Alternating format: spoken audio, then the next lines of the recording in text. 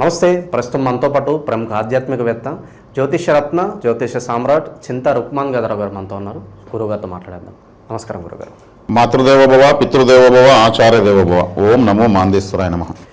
గురుగారు, నవంబర్ మాసం విశేషంగా ధనుసు రాశి వాళ్ళకి ఎటువంటి అదృష్టం ఈ నెల కలిసి రాబోతుంది? ఎటువంటి పరిణామాలు వీళ్ళు ఎక్స్పెక్ట్ చేయొచ్చు అంటారు? ఓవరాల్గా ఎలాంటి పరిహారాలు తీసుకుంటే బాగుంటుంది అంటారు?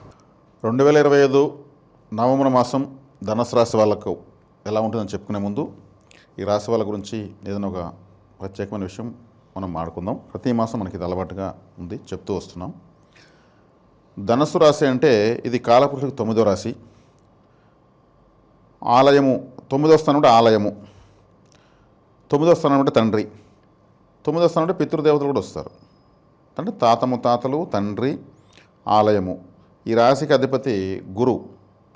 అంటే గురువు అంటే కూడా 9వ స్థానం వస్తుంది, గురుస్థానం. తండ్రి గురువే కదా, మొదటి గురువు తండ్రి, తల్లి వీళ్ళు వస్తారు. కాబట్టి మనకు 4వ స్థానం తల్లిని సూచిస్తుంది, 9వ స్థానం తండ్రిని సూచిస్తుంది. కాబట్టి ఈ రాశిలో పుట్టిన వాళ్ళకు ఖచ్చితంగా పితృదోషం ఉంటుంది. ఈ రాశిలో పుట్టిన, ఈ లగ్నంలో పుట్టిన అంటే పితృదోషం అంటే పూర్వీకుల యొక్క అనుగ్రహం ఉండదు అని అర్థం. ఈ రాశిలో పుట్టిన వాళ్ళకు లేదా ఈ లగ్నంలో పుట్టిన వాళ్ళకు మొదటి సంతానం వ్యతిరేకమైపోతుంది. వీళ్ళు వివాహం చేసుకున్న తర్వాత మొదటి సంతానం వ్యతిరేకం అంటే ఏమి అంటే స్త్రీలు అయితే తల్లితో వ్యతిరేకంగా ఉంటుంది, తండ్రితో ఫేవర్గా ఉంటుంది ఆ బిడ్డ, అబ్బాయి కానీ అమ్మాయి కానీ. పురుషులైతే వాళ్ళ తల్లితో ఫేవర్గా ఉంటుంది, తండ్రితో వ్యతిరేకంగా ఉంటుంది. ఒకవేళ అబార్షన్ అయిపోయిన కూడా అవకాశాలు ఎక్కువ ఉంటాయి. ఎందుకంటే 5వ స్థానము మేషం కాబట్టి. మేషం అంటే కుజుడిది. మేషరాశి అశ్వినితో స్టార్ట్ అవుతుంది. అశ్విని నక్షత్రం అంగవైకల్య నక్షత్రం, తలలేని గ్రహంతో కేతుతో ఉంటుంది. అందువల్ల అబార్షన్ అయిన కూడా అవకాశం ఉంటుంది. ఒకవేళ పుట్టినా వ్యతిరేకంగా ఉంటుంది. అది ఈ రాశి యొక్క ఆశ్చర్యకరమైనటువంటి ఒక విచిత్రం. కాబట్టి ఇక్కడ ఈ రాశి ద్విస్వభావ రాశి. ద్విస్వభావం అంటే వీళ్ళు కావాలనుకుంటే ఏదైనా చేస్తారు, వద్దనుకుంటే గమని ఉంటారు. అంటే 2 స్వభావాలు ఉంటాయి. వీళ్ళకి కావాలన్నా వద్దా వీళ్ళే డిసైడ్ చేసుకుంటారు. అంటే స్థిరమైన స్వభావం ఉంటుందని అర్థం. అంటే పలు రకాల స్వభావము, అన్ని ఆలోచనలు వస్తూ ఉంటాయి. ఏదో ఒకటి ఆలోచిస్తున్నాడు, మల్టీ ప్రాజెక్ట్స్ గురించి ఆలోచిస్తూ ఉంటారు ఈ ధనుసు రాశి వాళ్ళు. అంటే ఈ రాశి యొక్క తత్వం అలాంటిది, అగ్నితత్వం ఉంటుందన్నమాట. కాబట్టి ఈ రాశి వాళ్ళకి ప్రత్యేకంగా ఇలా చెప్తూ వెళ్తే ఒక రాశి గురించి ఒక రోజంతా చెప్పచ్చు. మనం ఏదో ఒకటి చెప్పాలనేసి చెప్తున్నాం. అంటే ఏదో ఒకటి మనం తెలియజేయాలి కాబట్టి, ఒక ప్రత్యేకతను తెలియజేయాలి కాబట్టి చెప్తున్నాము ప్రతి నెల. కాబట్టి ఈ రాశి వాళ్ళ యొక్క లక్షణాలు ఇలా ఉంటాయి. ఇప్పటివరకు మనం ఇవి ఇంతవరకు చెప్పలేదు కాబట్టి వీళ్ళ ప్రత్యేకమైన రాశి చెప్పచ్చు. ఇది పరిశోధనలు ఎక్కువగా ఉంటాయి. అసలు ధనుసు రాశి అంటేనే 4 కాల గుర్రము, ఇక్కడి నుంచి మళ్ళీ మనిషి దేహము. గుర్రం 4 కాళ్ళతో ఉంటుంది. దానికి ముందర తలకాడు వచ్చేకాడికి ఒక మనిషి ఉంటాడు. మనిషి ఉండి బాణం ఎత్తుకుంటాడు. ఆ బాణం ఎత్తుకుని పరిగెత్తా ఉండేది గుర్రం అన్నమాట. అది ఆకాశంలో జూమ్ చేసి చూస్తే ధనుసు రాశి అలా కనిపిస్తూ ఉంది. చేతిలో ధనస్సు ఉంది కాబట్టి ధనస్సు అన్నారు. అది తర్వాత ఈ నవంబర్ మాసంలో వీళ్లకు సప్తమంలో ఉన్నటువంటి గురువు రాశ్యాధిపతి అష్టమంలోకి వచ్చి ఉచ్చస్థితి పొందాడు. అష్టమ గురువు వచ్చేసాడు, మీకేదో కొట్టుకొని పోతుందని అవసరం లేదు. అది మంచిదే. ఎలా మంచిదంటే అష్టమ స్థానం ఉచ్చస్థానం, స్థానం 8 కావచ్చు, కానీ అది గురువుకి ఉచ్చస్థితి. ఆయన ఏం చేస్తుండే, రోజు ద్వితీయాన్ని చూస్తాడు, ధనస్థానం చూస్తాడు. కాబట్టి వీళ్ళకు ధనపరంగా ఏదైనా అవకాశాలు, అనుకోని అవకాశాలు రావచ్చు, అనుకోని గ్రోత్ రావచ్చు, అనుకోని నిర్ణయాలు తీసుకోవచ్చు. ఇక 3వ స్థానంలో రాహు ఉన్నాడు. 3 అంటే రాహు పాపగ్రహం, మంచిదే. తృతీయ రాహు కరెక్ట్గా 18 సంవత్సరాల ముందు తీసుకుంటే వీళ్ళకు ఈ ధనుసు రాశి వాళ్ళకు ఏదో ఒక ప్రత్యేకత జరుగుంటుంది. అది వారి జీవితాలకు అనుగుణంగా ఏదో ఒక ప్రత్యేకత జరుగుంటుంది. ఇప్పుడు అది జరుగుతుంది. ఎందుకంటే ధనస్థానాన్ని గురువు చూడడం, 3వ ఇంట్లో రాహు ఉండడం, 18 సంవత్సరాలకు ముందు రాహు అదే ప్లేస్లో ఉండడము, అప్పుడు ఏదో ఒకటి వీళ్ళకు ఒక ప్రత్యేకమైనటువంటి సందర్భం, ఒక శుభం జరిగి ఉండడము, ఇవన్నీ గమనించవచ్చు. ఇక అర్ధాష్టమ శని బలహీనపడుతుంది. ఎందుకంటే గురువు చూస్తాడు శని గ్రహాన్ని, 4వ స్థానాన్ని. అదేవిధంగా వీళ్ళకు వ్యయ స్థానంలో రవి కుజులు ఉన్నారు. 12వ ఇంట్లో రవి కుజుల ప్రభావంతో ఉంది. 11, 12 పైన రవి ప్రభావము, 12వ ఇంటి పైన కుజుల ప్రభావం. ఇది మంచిదే. ఎందుకంటే కుజుడు స్వస్థానం పడుతున్నాడు, పంచమాధిపతి వ్యయంలో ఉన్నాడు, స్వస్థానమే. రవి వ్యయంలోకి వస్తున్నాడు. అంటే ఈ రాశి భాగ్యము, ఈ రాశికి భాగ్యత మళ్ళీ వ్యయంలోకి వచ్చాడు. గురువు చూస్తున్నాడు. గురువు యొక్క చూపు ఇక్కడ బెనిఫిట్. శుభగ్రహ దృష్టి పడినటువంటి పాపగ్రహం లేదా పాపస్థానం కూడా శుభంగా మారుతుంది, సపోర్టింగ్ అయింది. శుక్రుడు లాభంలో ఉన్నాడు, ఇది కూడా మంచిదే. గురు శుక్రులు ఇద్దరు మొట్టమొదటి శుభగ్రహాలు. కాబట్టి గురువు ఉచ్చస్థితి పుట్టాడు, శుక్రుడు స్వక్షేత్రంలోకి వచ్చాడు, ఇది మంచిదే. అదేవిధంగా బుధుడు కూడా లాభస్థితి వచ్చాడు, మళ్ళీ వ్యయానికి వస్తున్నాడు, గురుచూపు ఉంది. కాబట్టి ఓవరాల్గా తీసుకుంటే గ్రహాలు తక్కువ పాపత్వాన్ని ఎక్కువ శుభత్వాన్ని సూచిస్తూ ఉన్నాయి. ఇక్కడ మనమేమి ఇక్కడ ధనుసు రాశి వాళ్ళని పొగడాలనో ఇంకోటి కాదు, గ్రహాల స్థానాన్ని చెప్తున్నాము. ఆ స్థానం ఇచ్చా ఏం చూస్తాయి, అలా చూస్తే ఏమవుతుంది మనం వివరిస్తున్నాం. ఇంకేదైనా ఊహించుకోవాల్సిన అవసరం అయితే ఎవరికి ఏం లేదు. సో ఈ గ్రహాల స్థానాలు బట్టి మొట్టమొదటిగా జరగబోయే ప్లస్ అంటే ఏం చెప్పవచ్చు ఈ నెల విశేషంగా? అంటే అష్టమ స్థానం అంటే ఆకస్మిక స్థానము,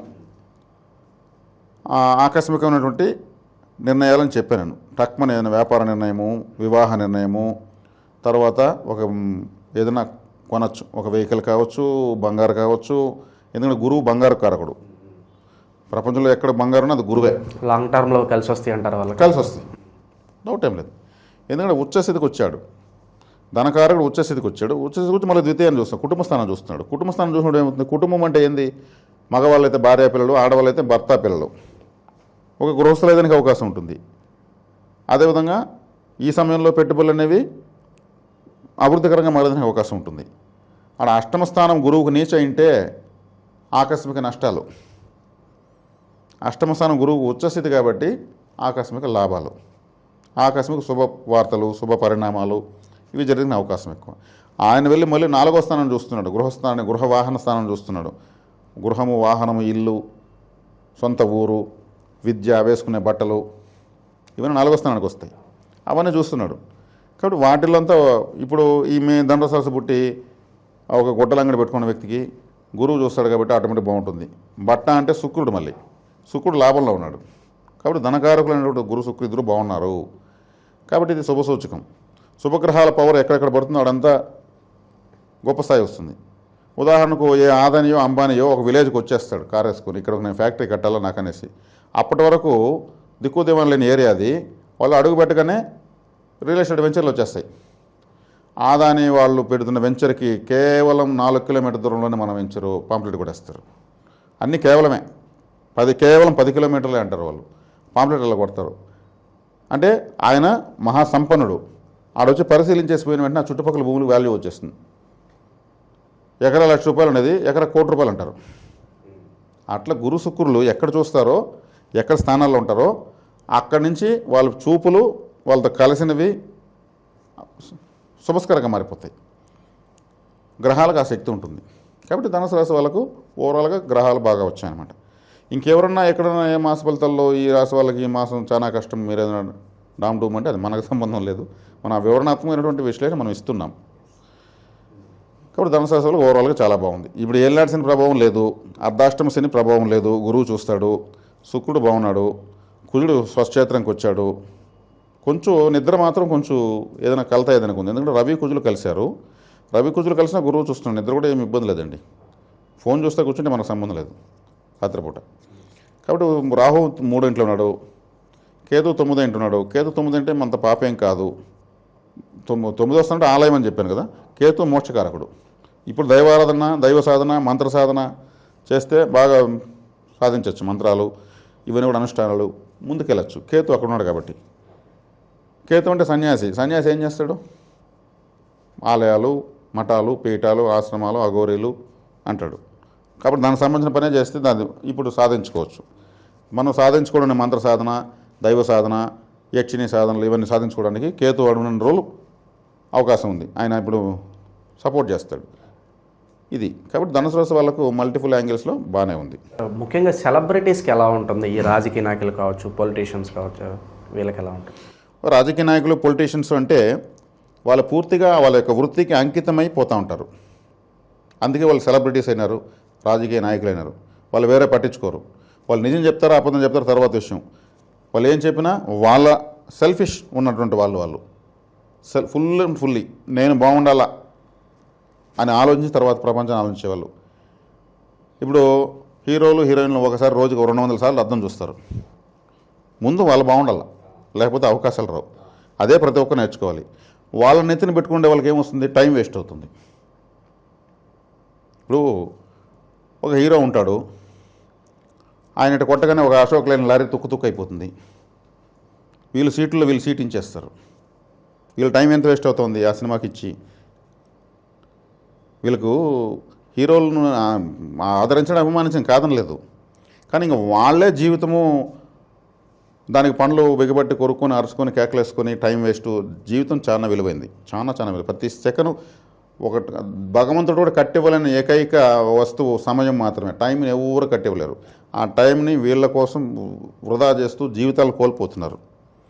ఈ జన్మను ఈ అనుభవిస్తున్న ప్రతి విషయాన్ని ప్రసాదించింది మనకు తల్లిదండ్రులు ప్రసాదించారు. వాళ్ళని బెదిరిస్తూ వదిలిస్తూ కొట్లాడుతూ గొడవపడుతూ డబ్బులు పెరుక్కొని పోయి సినిమాలకు ఖర్చు పెట్టి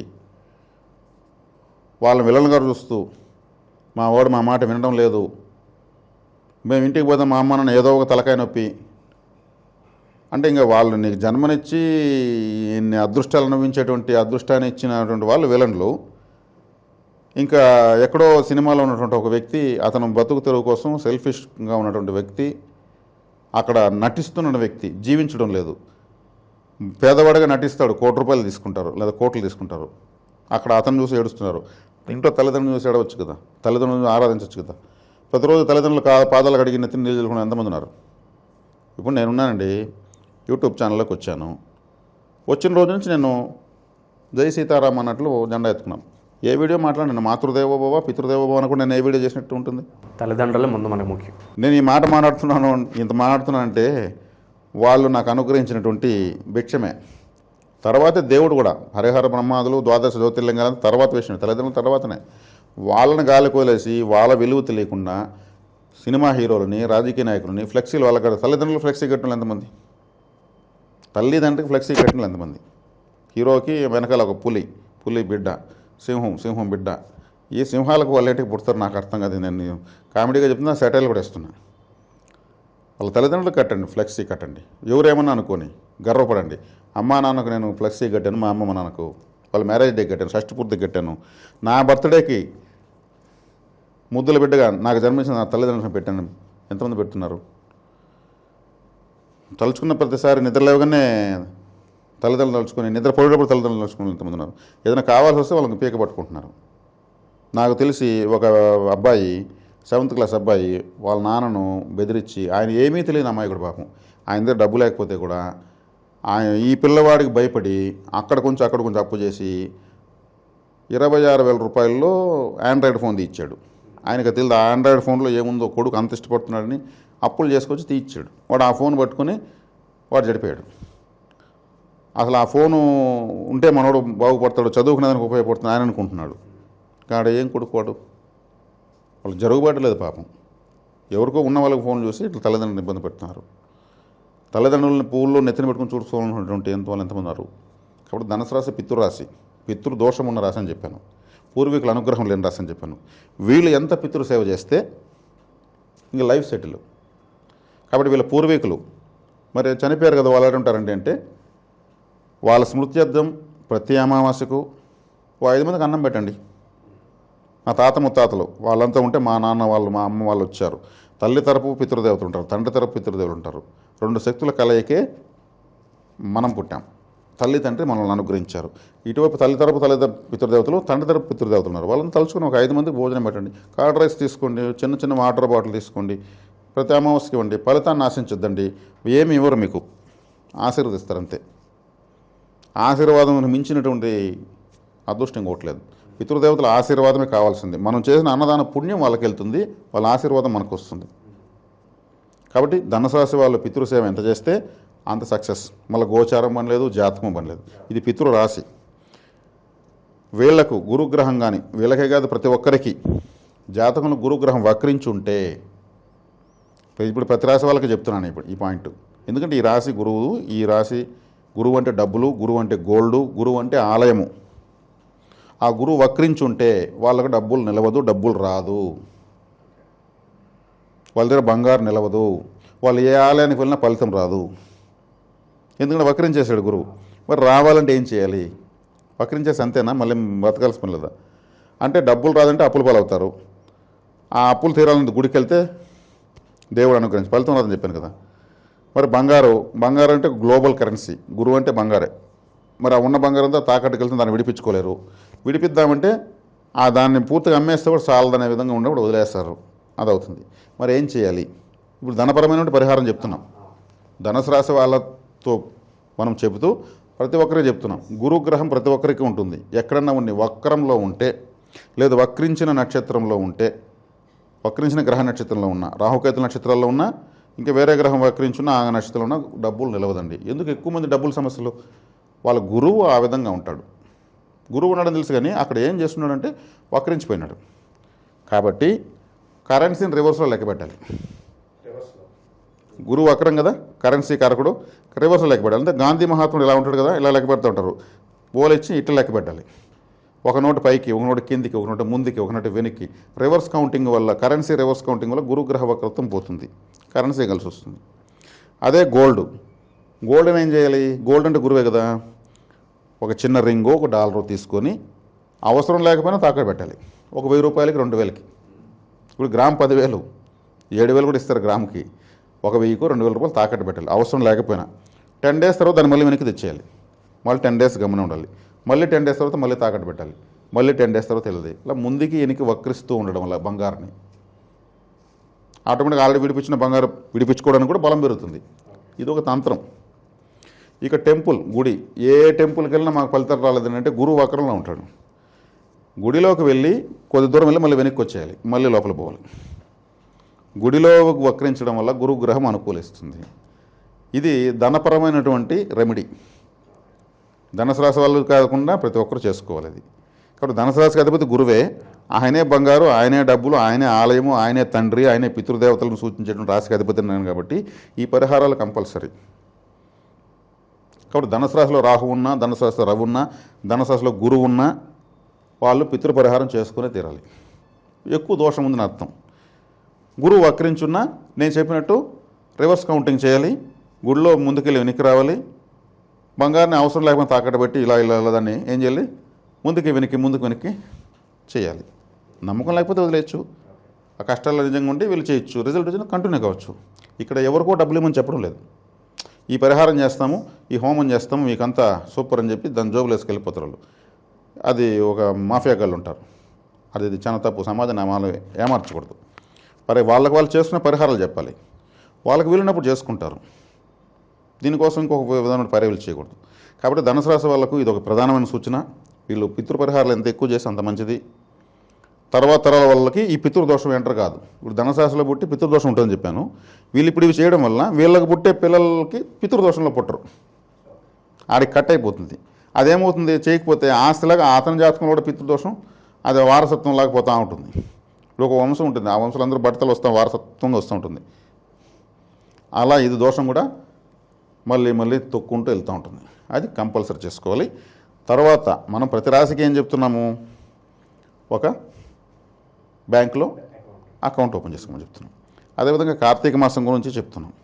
కార్తీక మాసంలో ఈ ధనుసు రాశిలో మనకు ఏ నక్షత్రాలు ఉంటాయంటే మూల, పూర్వాషాఢ, ఉత్తరాషాఢ. ఈ మూల నక్షత్రానికి కృత్తిక నక్షత్రము విపత్తారు అవుతుంది. అప్పుడు ఏం చేయాలంటే వీళ్ళు దీపాలు పెట్టకూడదు. దీపాలు దానంగా ఇవ్వచ్చు, డొనేట్ చేయొచ్చు. చిన్న ప్రమిదలు ఆలయాల కాడికి వెళ్తే మా దీపాలు పెట్టండి అమ్మా అంటే హ్యాపీగా తీసుకుంటారు. మన ఉద్దేశం మంచిదే. ఆలయాల్లో మనం దీపాలు వెలిగించడానికి సర్వీస్ ఇస్తున్నాం. దానం చేయొచ్చు, ఆయిల్ దానం చేయొచ్చు, వత్తులు దానం చేయొచ్చు. అదేవిధంగా ఆ నూనె అఖండ దీపాల్లోనే పోయాలి.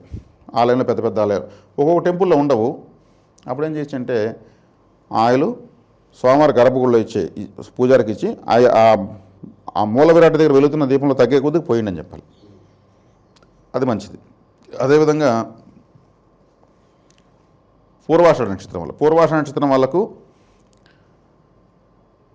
కృత్తికా నక్షత్రము సంపత్తారు అవుతుంది. వీళ్ళు వెలిగించవచ్చు. సంపత్కరం మంచిది. సంపత్కరం అంటే డబ్బులు వస్తుందని అనుకోకూడదు. ఇంక వేరే ఏదైనా శుభాలు జరగచ్చు, ప్రయత్నిస్తున్న పని జరగచ్చు. వీళ్ళ యొక్క పెండింగ్ విషయాల్లో వెలుగులు రావచ్చు. మంచిది. వీళ్ళు మాసం అంతా వెలిగించవచ్చు. అదేవిధంగా ఉత్తరాషాఢ వాళ్ళకు జన్మతార కాబట్టి వీళ్ళ తారను వీళ్ళు ఉద్దీపితం చేసుకోవచ్చు. వీళ్ళు పెట్టచ్చు. ఆ తర్వాత మూలా నక్షత్రం వాళ్ళు పూర్వాషాఢ నక్షత్రానికి సంబంధించినటువంటి ధనలక్ష్మి బ్యాంకులో అకౌంట్ ఓపెన్ చేసుకోవచ్చు.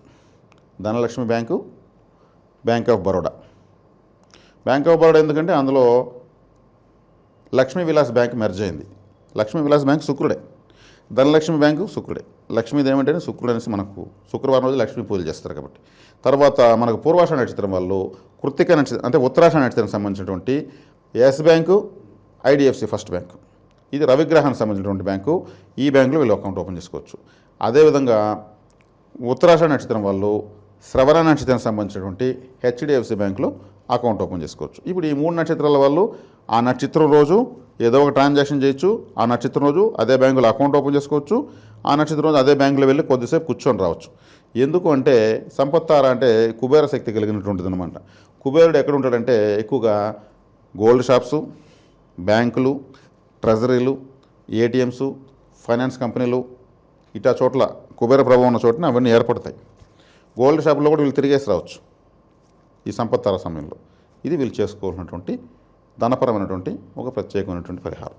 ఓవరాల్గా ఈ మాసం ధనుసు రాశి వారికి ఏ విధంగా ఉంటుంది, అలాగే కని విని ఎరగని ధనపరంగా రెమెడీస్ కూడా మాకు తెలియజేశారు. ధన్యవాదాలు సార్. ధన్యవాదాలు.